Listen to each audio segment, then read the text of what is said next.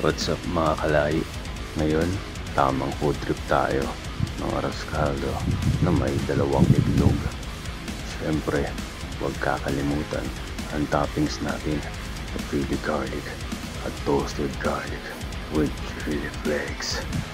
Kagaya na nakasanayan, haluin maigi para lahat mabiyayaan at hindi magkaingitan.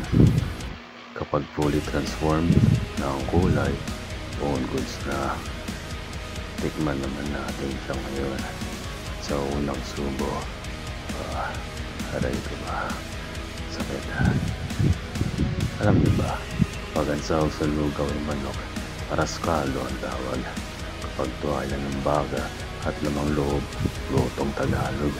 Kapag ginisang luya at patis, plain lugaw lang pala yun. Naalala ko noong high school ako, mag-isa lang sa Bicol. Kapag wala talaga, naglalaga ako ng bigas. Kasi madaming tubig, tapos bigas. At para magkalasa, nalagyan ko ng chili cubes. Tapos gisadong bawang at luya at konting patis. Kaya yung lugaw ko, nagiging instant arroz caldo. Yun lang. Paalam.